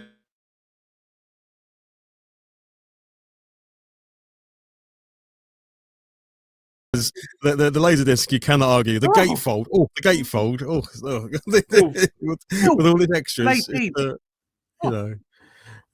But yeah, I think you might struggle on the quality side when you've now got your 4K the media out there. So yes, right, moving us on, I was going to go back to gaming a little bit, because I've been playing a new game, everybody, and I've been playing it with my son Blake, who's my middle of my boys. He's the middle one, and we wanted a game where we could play together, right? So not just a classic sort of 2-player beat 'em up or run and gun or something like that. A game that actually requires you to work with each other and play together in a game.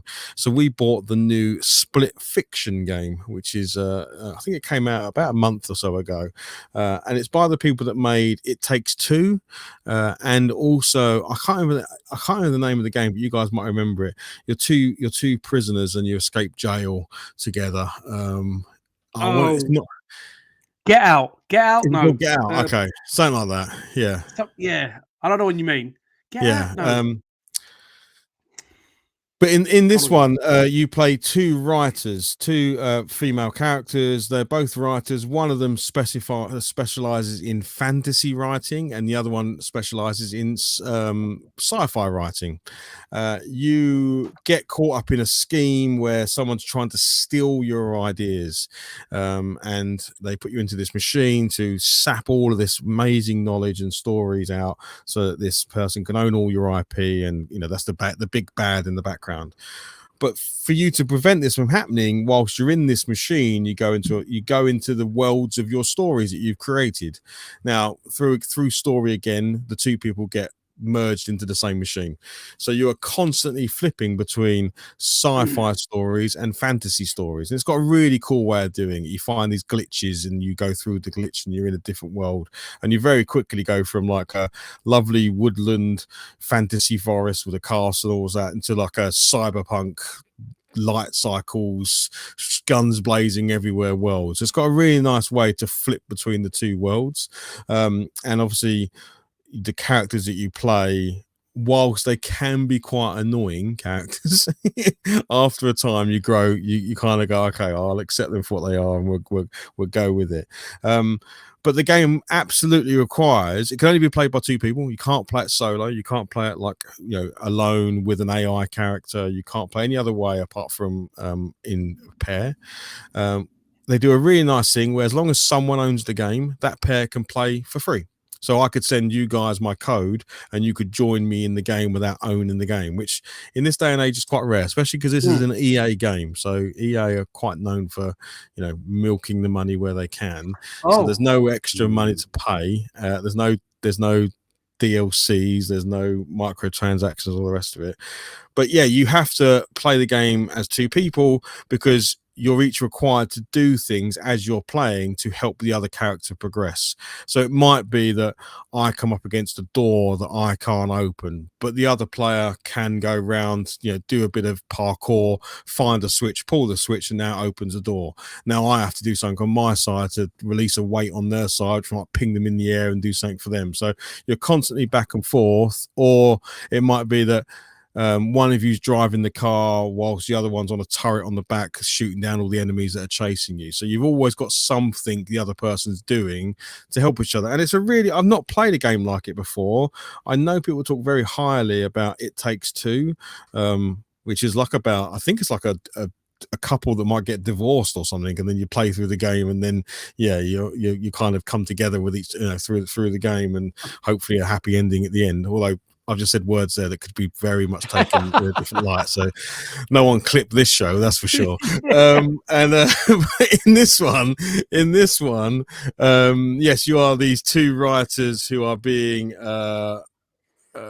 potentially ripped off of their IP, and you're going through all these wonderful worlds you've created and trying to save each other's stories whilst building a relationship together and so on. And the other cool thing is it has what's like side quests, but the side quests are the scrapbooks of these two writers. So the ideas that never made it into stories, like really silly stuff. Like there's one where you both become pigs and you're like doing a pig story. So like writers must have like these notebooks they keep where they just write down the crazy idea for a story.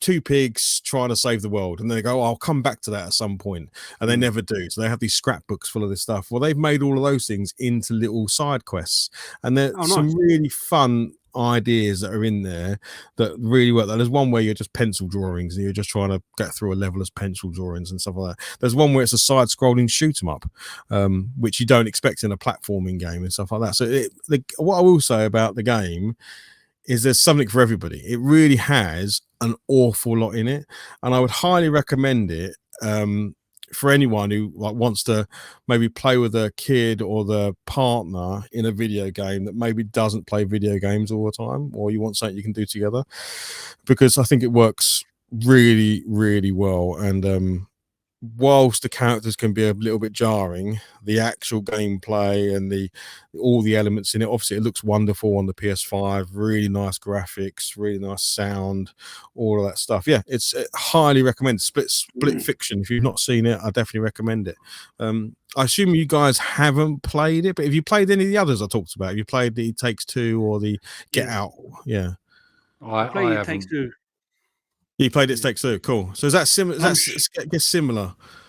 Kind of. It's not as good as your one, Sans. To be fair, I mean, and Get Out. I'm sure it's Get Out. I've got it. I've never played it mine. I know I've got it. I think I bought it from Amazon for like a tenner. Like saying, I'm sure it's Get Out, and it's the two characters on the front cover outside of prison. I'm sure. Yeah, I've never played that. I heard lots of good things about it, but I've never played it. Yeah, because I think it's like it's brothers, isn't it? Escaping jail or something like that, and like you're on the run essentially. So a little bit like Tango and Cash trying to break out of prison. Well, that would be wicked if now you've sold it to me. If it's Tango and Cash in 2-player mode, that would be pretty freaking cool. So yeah. What I'm hearing, or what I'm picturing in my head as Martin was explaining this, is basically a game version of Charlie Chalk. Because I mean, basically he draws stuff and then it comes to life, right? Yeah, but no, it's not. But it's a writing sort of version, like I think I think you mean William Wish Wellington, which was on BBC back in the day. Certainly better than both of those. That's a shame. I really like William Wish Wellington. Are we going to go Jamie and his magic torch next? Are we going to go like... Oh, I'm not that old yet. Yeah, but I don't think he drew anything that came to life or wrote anything. He shined a light to the floor. He slipped into a new little world. And anyway,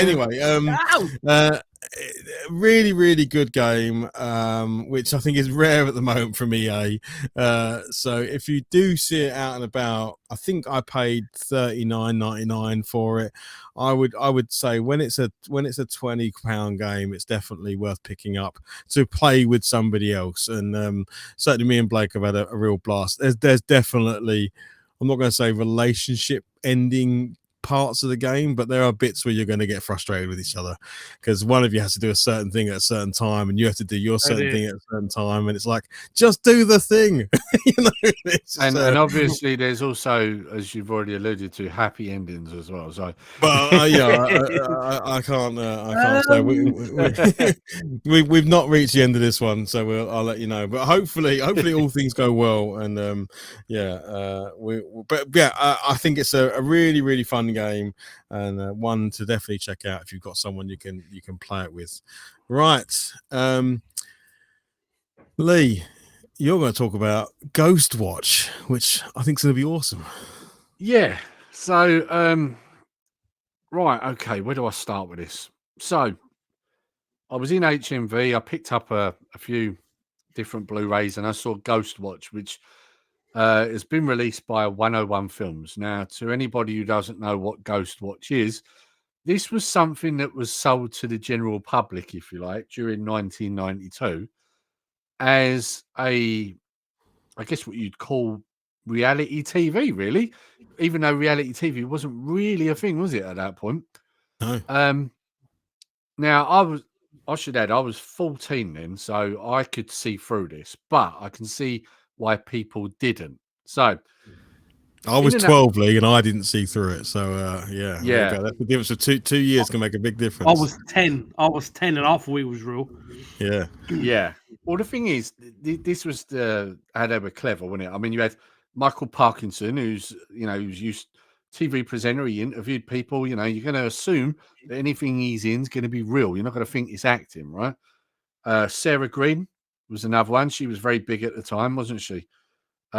Mike Smith. Now, unfortunately, Mike Smith's a bit of a sad story. He died in 2014.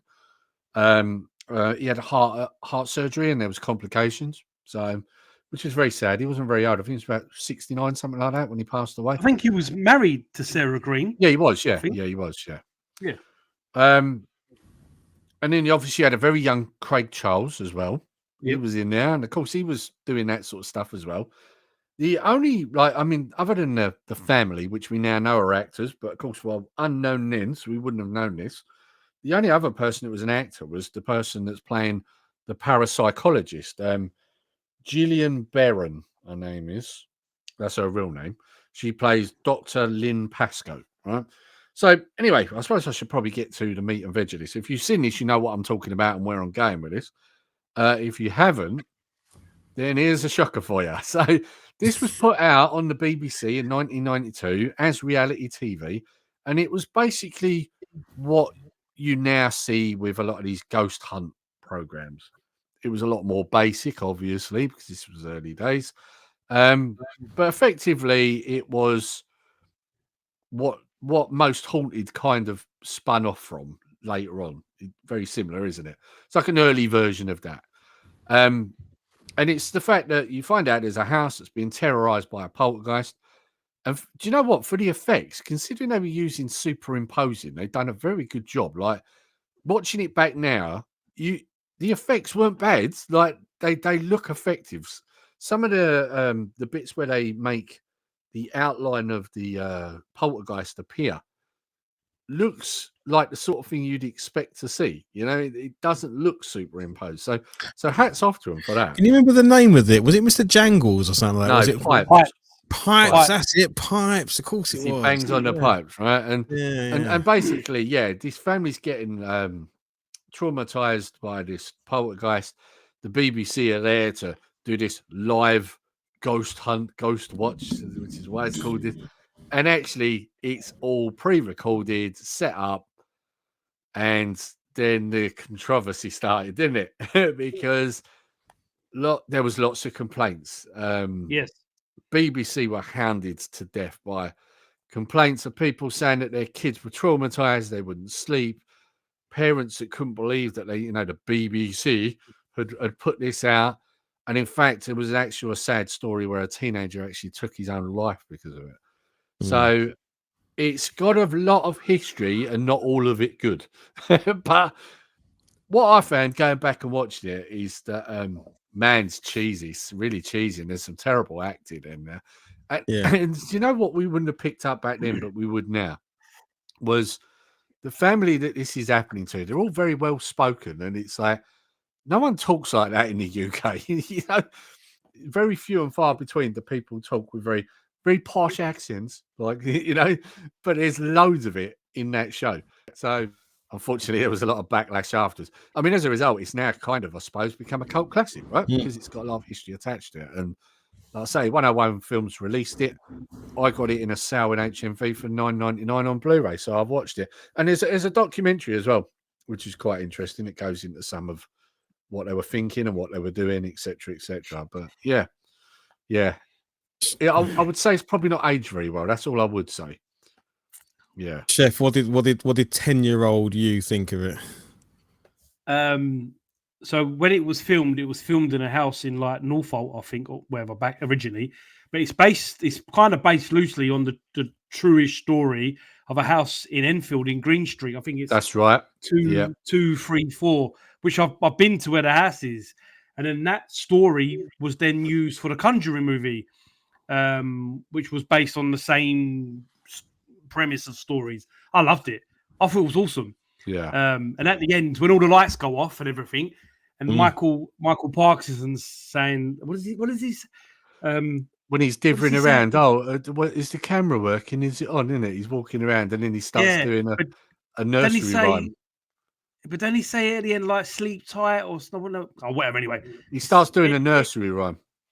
Yeah, I remember it like vaguely. I've actually got the 101 edition because I bought it for me and my brother at the same time years ago for Christmas, and I loved it. I mean, yeah, it's cheese as hell, cheesy. Oh yeah, but that was UK TV at its finest. Yeah. Let's Craig Charles I thought was awesome in it, and I when I was watching it, I always, even to this day, I would like I know there's extra stuff, but what made them want to do this? You know, like when you think about it, if you don't watch the special edition, the documentary, why did they do it?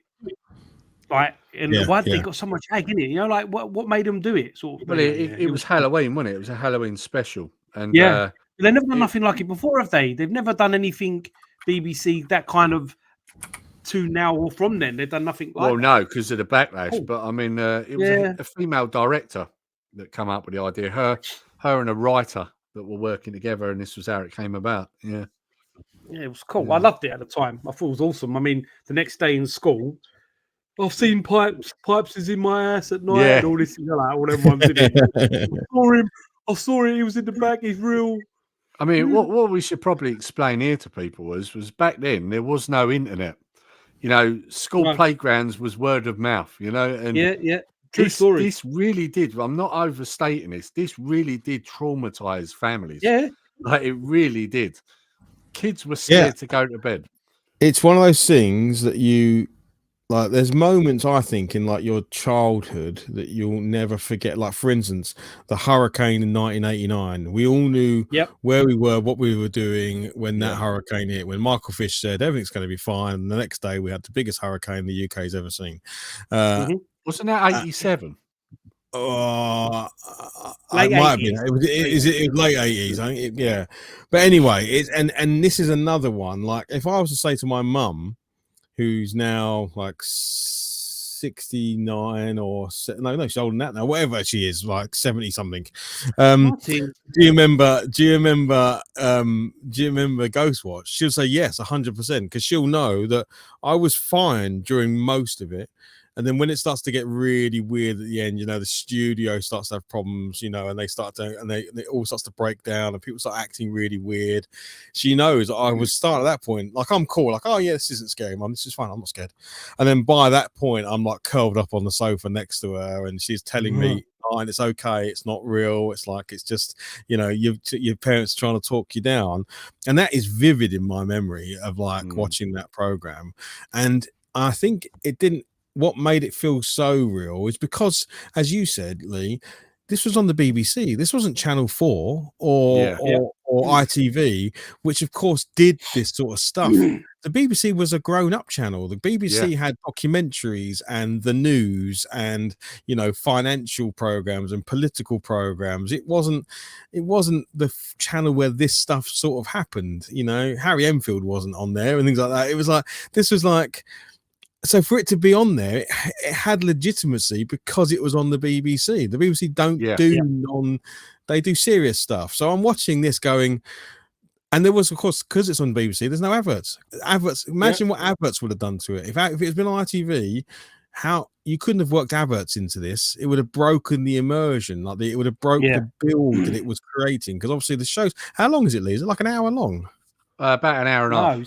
Hour and a half. Yeah. So they have an hour and a half of uninterrupted television where they build and build and build on this kind of like story of the family and pipes and then the crossover into the studio and all the rest of it. So awesome. I'm almost not wanting to watch it again because I think my memory of it is significantly probably better than rewatching it. Yes, when I rewatched it, like I said, it hasn't aged well. Like, I would probably not watch it if I was you. I do kind of want to watch it because I want to see how badly I was hoodwinked into believing that this was real. Well, the thing is, let's not forget, I mean, they used proper, well-known presenters.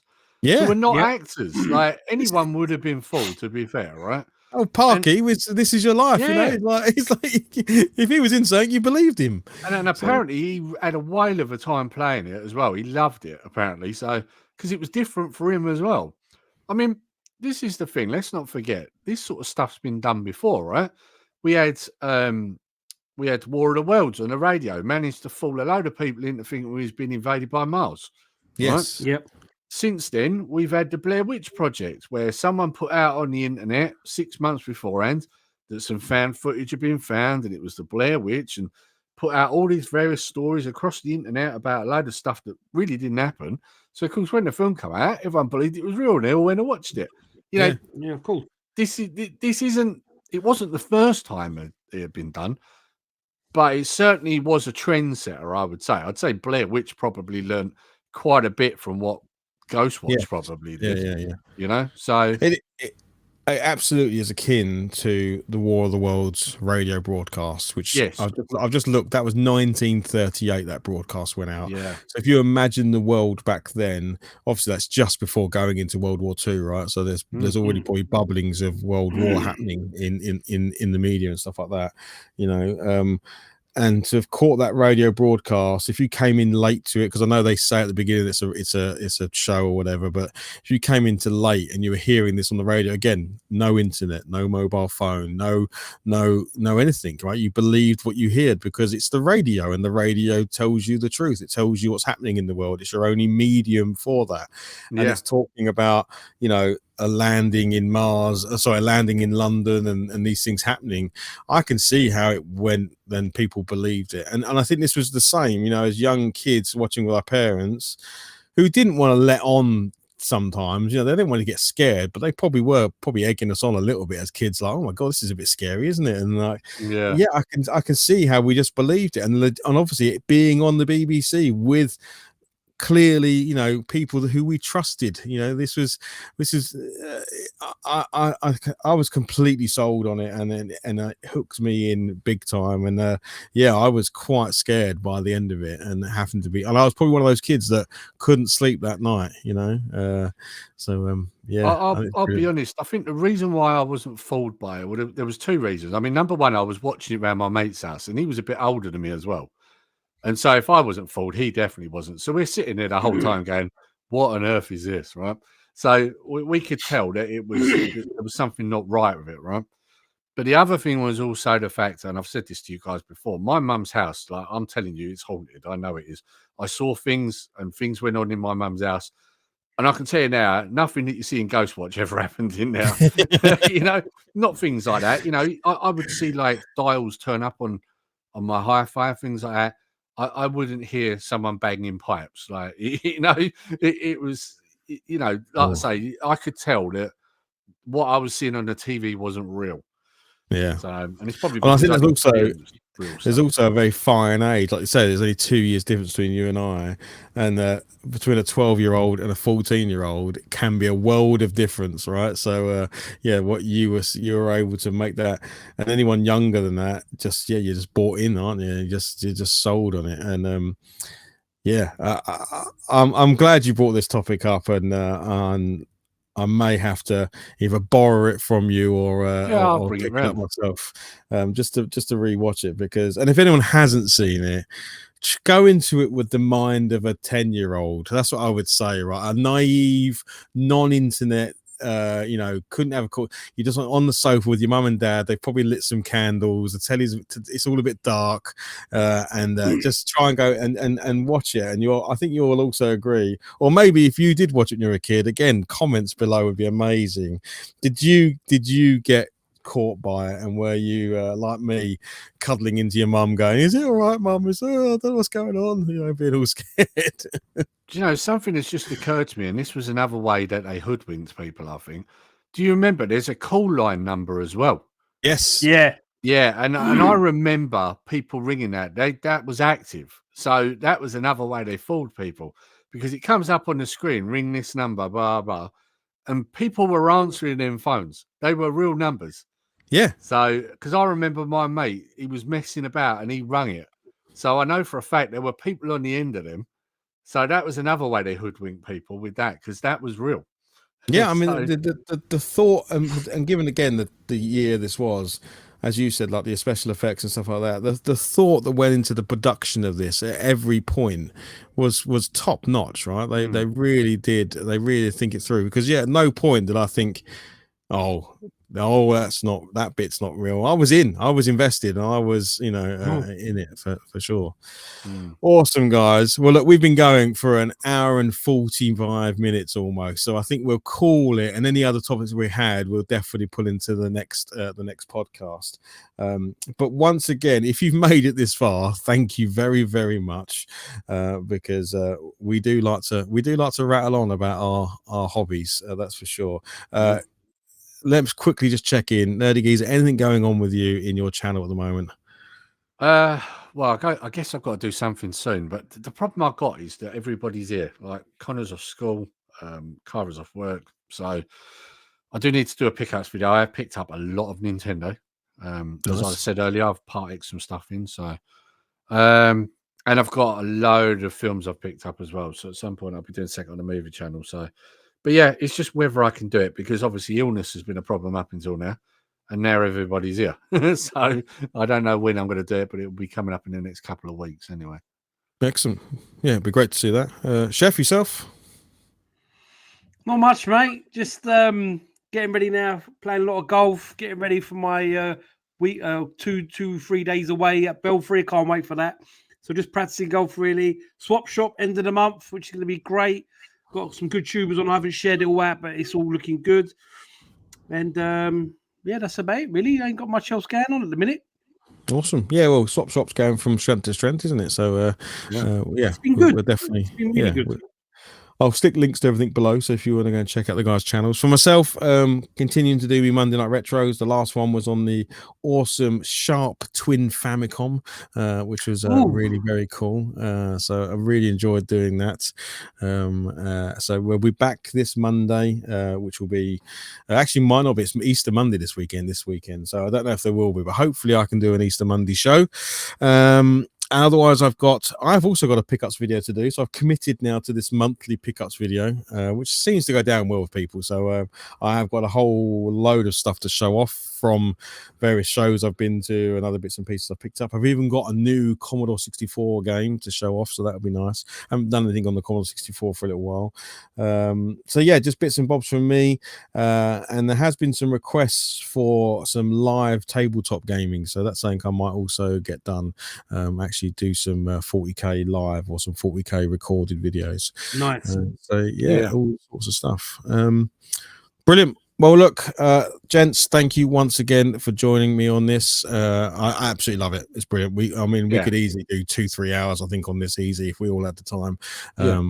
And I know it's only monthly, but I think we cover an awful lot of stuff when we get together. So yeah, if you've made it this far, thank you very much. Again, anything you can do, comments, liking, sharing, all of that stuff is always much appreciated. And yeah, we will see you next month for more of the same. All right. So let's just say goodbye to everyone. Bye-bye. Bye. Bye. Bye.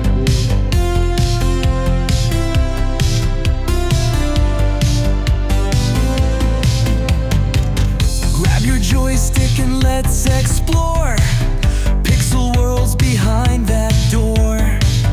Dice are rolling, the board begins. Nerdy vibes for the wins. It's geek bait, we're hooked for sure. Talking passion, pure and more. Movies, comics, games collide in this retro neon ride.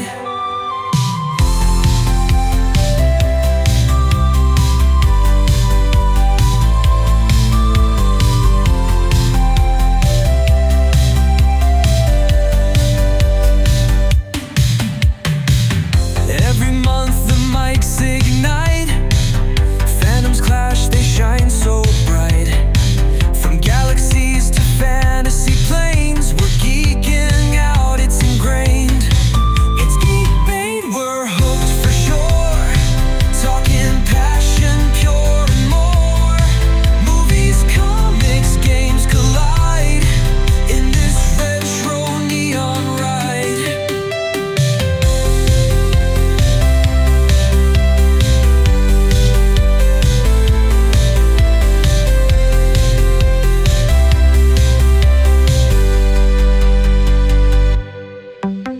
Cardboard pieces to virtual zones, the nerdiest fuel we've ever known. Laughing loud with geeky flair, 3 friends bond in the air. Join the chat, grab a seat for the stories that can't be beat. Sharp opinions and loads of fun in this geeky realm we've spun.